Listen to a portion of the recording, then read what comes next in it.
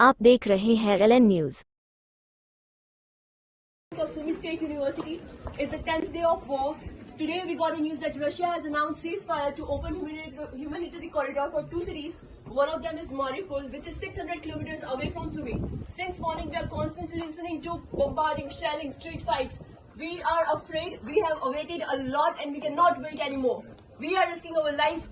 We are moving towards border. If anything happens to us, all the responsibility will be for government and Indian embassy. If anything happens to us, to anyone, Mission Ganga will be a biggest failure.